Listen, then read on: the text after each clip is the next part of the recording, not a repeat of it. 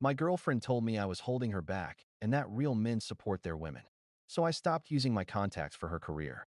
The audition calls dried up overnight that I'm 35 am. And until last year, I was dating Sophie, 29F. We met at a friend's birthday party. She was magnetic, funny, sharp, with that kind of energy that pulls the whole room toward her. She told me within the first hour that she was an aspiring actress, waiting for her big break. I work in the entertainment industry, not as a performer, but behind the scenes. I handle logistics, connections, and sometimes recommend talent for auditions.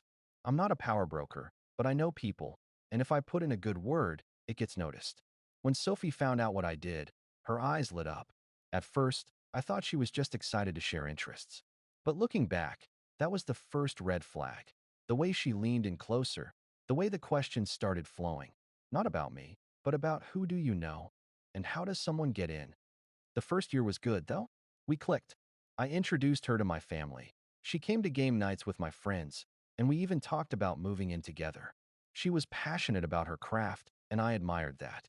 It felt like dating someone chasing a dream, and I wanted to support her. So I helped. Little things at first.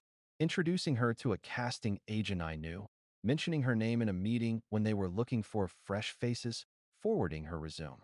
I wasn't pulling strings so much as nudging doors open. And it worked. She got a couple of auditions. A small commercial. A background role in a TV pilot. Nothing huge, but enough to give her that electric rush of being on the verge. I was happy for her. I thought, this is what partners do.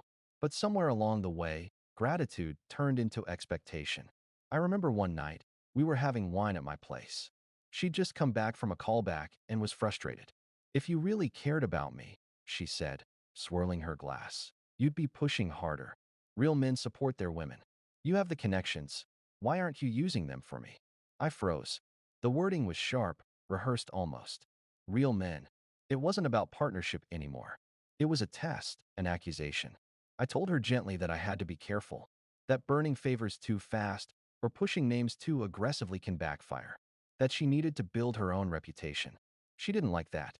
Her smile tightened, and she muttered, "You're holding me back from my dreams." I laughed it off then, changed the subject, but I couldn't shake the weight of it. Because the truth was, she wasn't wrong. I had been helping her. Maybe too much. And she had started to believe her progress wasn't hers at all, but mine to grant or withhold. That night, I made a decision. The next time she asked me to put in a word, I simply said, "You're right." And then I stopped. No calls, no emails, no quiet favors. I let the system work the way it does for everyone else, slowly, brutally, without shortcuts. At first, Sophie didn't notice. She still got a couple of callbacks from the momentum of the past year. She'd strut into my apartment, toss her bag down, and tell me how she killed it. But then the callback slowed. The gigs dried up. Her phone, once buzzing with opportunities, grew quiet. And her silence with me grew louder too. At first, the silence didn't scare her. She thought it was just a slow month. Actors live off of hurry up and wait. So when a week passed without calls, she shrugged it off. But by week 3, the frustration started showing. She came over after what she called a wasted audition for a toothpaste commercial. I made dinner, trying to lighten the mood, but she pushed her plate away untouched. "You know what's happening, right? Someone's blackballing me. There's no way it just stops like this. Did you piss off one of your contacts?" I looked at her for a long time, debating if I should say it. Finally, I told her flat out, "No one's blackballing you. It's just the industry. Sometimes you get hot. Sometimes you don't. It's not personal." But she wasn't convinced. The next few weeks were a study in escalation. She started checking my phone when she thought I wasn't looking. Once, I caught her scrolling through my messages, searching names. When I asked what she was doing, she snapped. "Just checking if you're even trying for me. Because it sure doesn't feel like it." I told her calmly that my phone was off limits. That respect goes both ways. She rolled her eyes. A few days later, she called me in tears after a casting director told her they weren't moving forward. She sobbed into the phone. "Why aren't you helping me anymore? You could fix this. You just don't care." And that was the moment I realized. She wasn't mourning the lost role. She was mourning the lost shortcut. I didn't argue. I listened, said I was sorry it was hard, then hung up. And after, I opened a private folder on my laptop and started saving things. Her texts, her voicemails, screenshots of her rants. Not because I thought she'd sue me, but because her narrative was shifting and I didn't want to be defenseless if she tried to paint me as the villain. The breaking point came at a dinner party. A friend of mine, who works tangentially in casting, dropped by. Sophie lit up, leaned across the table, and said, too loudly, "Oh, you work with that agency? Maybe you could get me in. My boyfriend hasn't been much help lately." The room went quiet. My friend gave me a look, half pity, half warning. Later that night, when we were alone, I told her, "Don't ever use me like that again. If you want a career, build it. Don't humiliate me in front of my colleagues." Her face twisted. She spat back, "You're jealous. You like holding me down. A real man would want his woman to shine." That's when the last piece of the puzzle clicked. She didn't see me as a partner anymore. She saw me as a ladder. And ladders don't argue back. They just hold steady until you climb past them. So I stopped holding steady. The weeks turned into months. Her auditions dwindled to nothing. No callbacks. No commercials. No pilots. She grew quieter, then resentful, then silent altogether. One night, I came home to find she'd left her copy of my apartment key on the counter. No note, just the key. The silence after that was deafening, but for the first time, it was a relief. Still, I kept the folder. Every message, every voicemail, every accusation carefully saved. Because people like Sophie don't exit quietly. They rewrite history, and I wasn't going to let her rewrite mine. Update 1. For a while, I thought it was over. Sophie disappeared from my life in that quiet, unspectacular way some relationships do. No screaming breakup, no dramatic ultimatums. Just the key on the counter and a text 2 days later that said, simply, "Take care." I should have known it wasn't the end. About 6 weeks later, I got a call from a mutual friend, Jenna. She was hesitant, almost whispering into the phone. "Look, I don't want to stir things up, but Sophie's been saying some things. She told people you sabotaged her career." I sat there in my office chair, staring at the ceiling. Sabotaged. That word.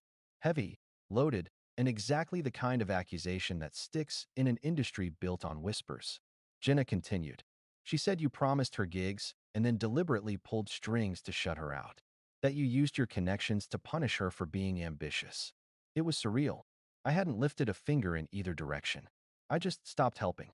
But in Sophie's retelling, my neutrality became sabotage.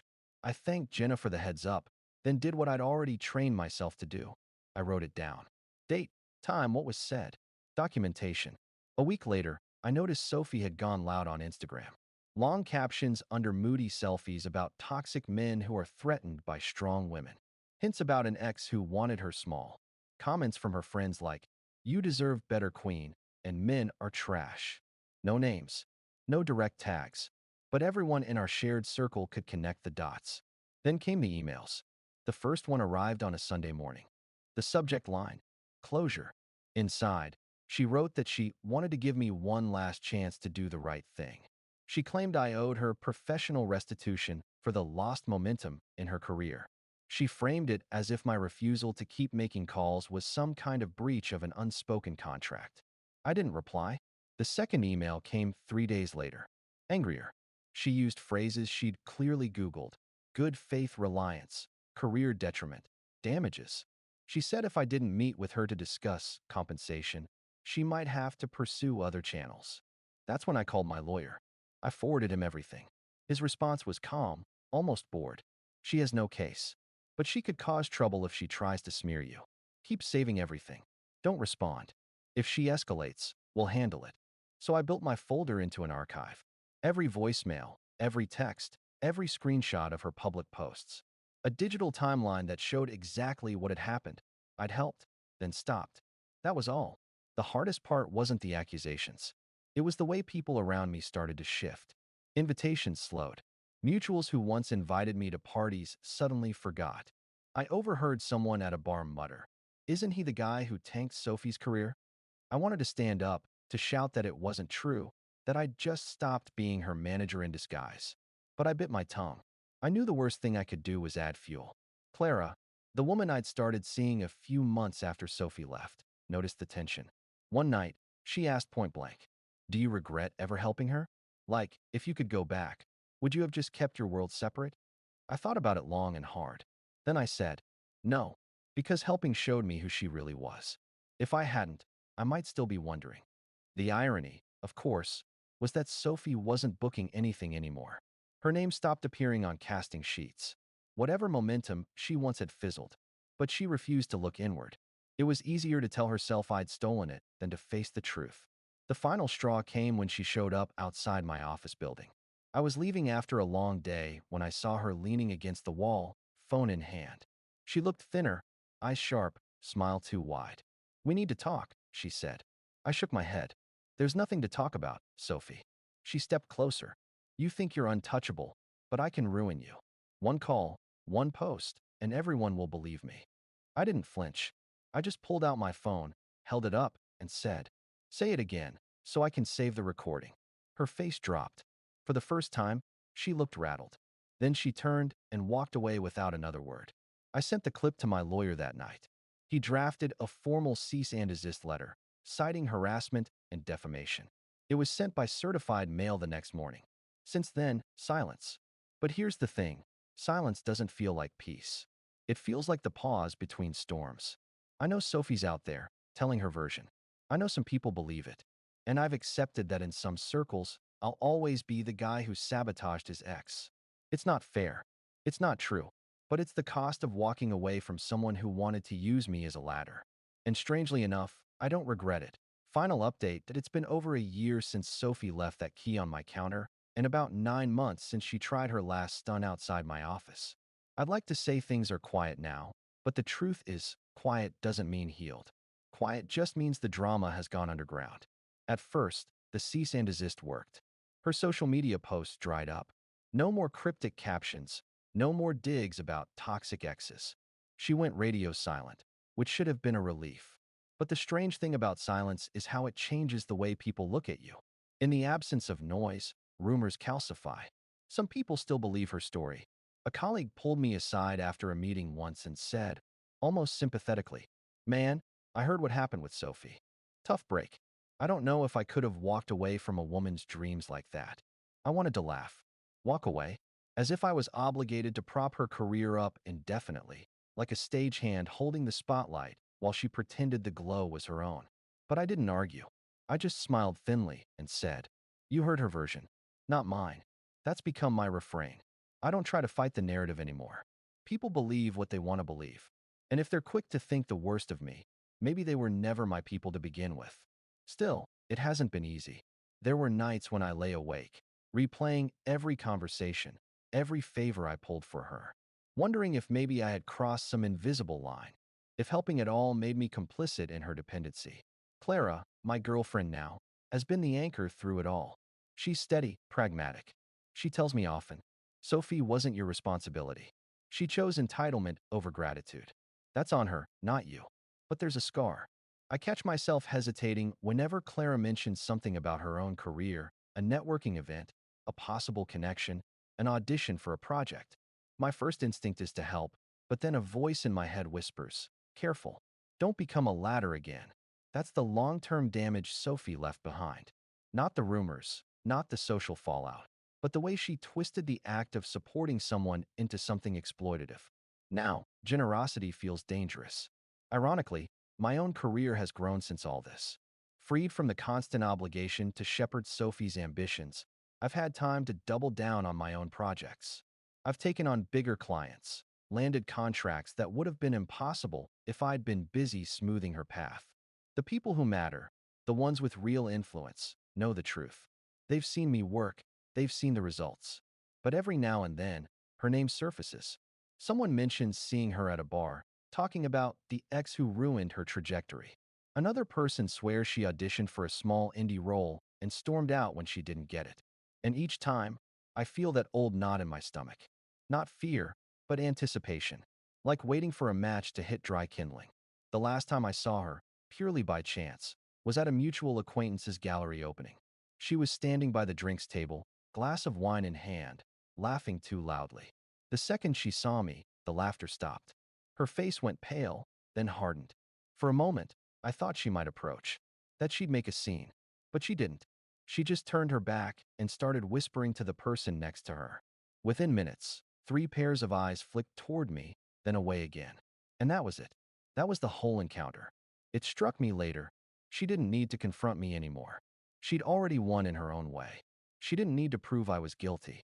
She just needed to plant the seed of doubt. In an industry built on reputation, doubt is enough. But here's what I've learned. Doubt only controls you if you let it. So I keep working.